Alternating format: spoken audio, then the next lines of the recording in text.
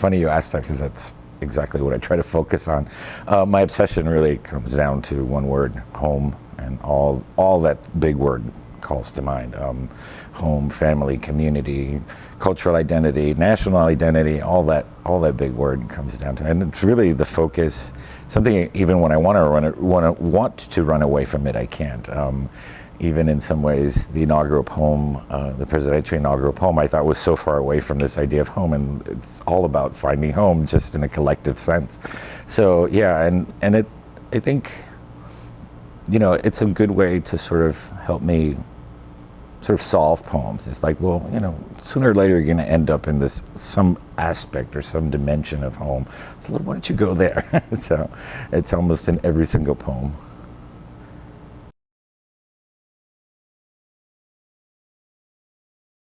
Personally, and I think everybody has a comfort zone in that, and on a spectrum. Personally, no. I think I'm of the feeling that I want to own those labels. I mean, labels are to a certain point are useful, right? Now when we cross the line from labels to stereotype or prejudice, that's another thing. But I am those things. I mean, and I like writing about them. But I won't judge someone who doesn't want to write about them. But it's also so unique to my own experience. I mean, these things are really important to me, and they're really part of my psyche and part of my writing and part of the things I struggle with, home and identity and whatnot. And so in some ways I know I don't run away from it. I just look for new opportunities to have or ask new questions about, so keeping that core obsession in a way, but as exploring new dimensions of what that means and finding new possibilities, new questions, new answers, and then new questions. But no, I don't really, I also, honestly, I take it as a teaching moment. And granted, there are days I don't feel like doing the teaching moment. But in the end, if poetry is about sort of opening understanding in our audiences, in our readers, in each other, I like to tell those stories as a way to realize, look, even though I'm this little chubby kid from a suburb, a Cuban kid from a suburb, a gay Cuban kid from Miami, look, it's the same story. We're all talking about the same thing. And I think that I take those opportunities to take those labels and expand on them so that people see beyond the label, beyond the stereotype.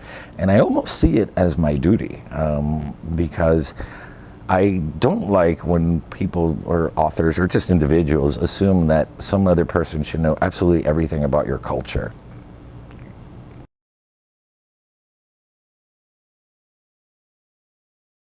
I think it's a very similar process for every poem, though some take longer than others, obviously. But in the end, it's really about, again, like we were talking about, finding that emotional core.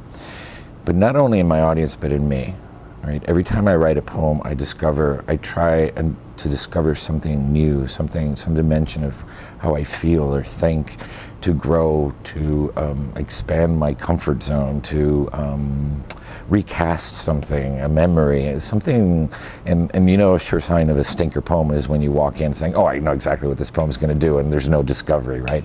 So to me, it's often the finding that emotional core. With the inaugural poem in particular, I was circling around that for days, and I realized that the question I wasn't asking myself was, do I even love this country? Am I even American? And I realized I hadn't really asked myself that question head on, and that what was holding me back was that in some ways some part of me still felt that I still had to be that little Peter Brady, or that little American boy that I saw on TV growing up. And it was until I broke through to that I realized, no, I am part of this country. But for writers out there, of course, again, it's a process. It's not. The writing makes you discover that emotional core, and the emotional core lets you write. So it's sort of a loop.